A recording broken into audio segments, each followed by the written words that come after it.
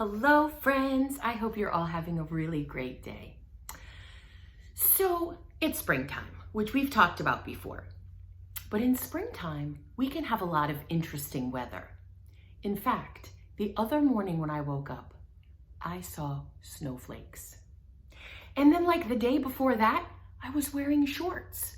So it was really warm one day and then snowing the next day. I even saw little ice balls one day. So we can have really strange weather. We can have lots of wind. We can have lots of rain. In fact, it might be raining right now while you're watching this because we're getting a lot of rain. So I really wanted to spend this week talking about weather. Now, some weather is nice. It's a beautiful day out today. The sun is shining. As you can see, I'm sitting in front of a window and you can see the sunlight coming in. So a lot of times the weather is really beautiful. Sometimes it can be a little scary. Look at this book that I found with a big thunderstorm on the top. Ooh. And I found, look at this picture of this tornado. Do you remember when we drew tornadoes that day? That was fun. Wow. So weather can be scary, but sometimes it's just rain or it's beautiful outside. So spring is a really interesting time to talk about the weather. So I wanted to show you something. Did you ever wonder why when it was raining we got puddles, which are really fun to splash around when we wear our boots? But then after a while the sun would come up and the puddles would just disappear. Well, what happens to the puddles? I have a little experiment to show you. Now, I'm going to take you over here to this bright window.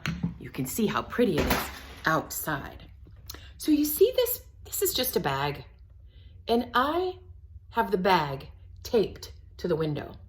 And this is just water, but I made it blue so we could see it maybe just a little bit better. So let's pretend that this is like the puddle. Well, the sun heats up this water and it heats up the ground and the earth, and the water starts to evaporate. It starts going up because it's warm and it's going up in tiny little droplets you can't even see. But then when it gets up here, it's colder up here. So all those bubbles little droplets kind of form together into clouds. Then when the cloud gets heavy enough, because it just can't take it anymore, it comes back down in the form of rain. And if you look really closely at my bag, and I hope you can see it, there are tiny droplets all over the bag. And then if you look in the back, like right about there, you can see where the drop got so heavy that it came down the side of the bag. Can you see that? So the tiny little droplets, which we can't see, is the puddle evaporating up into the sky. But then the heavy drip that you see down the back of the bag, that would be like the rain. And that's what happens. Just that same cycle over and over again. So that could be the ocean, that could be a lake, or that could be a puddle in your yard or in your driveway. And it just keeps heating up, getting heavy into a cloud until the cloud can't take it anymore, and then it comes back down in the form of rain. So think about that next time it rains. Okay? All right, my friends. Well, we've got lots of fun stuff to do with weather. So I will see you very soon. Bye.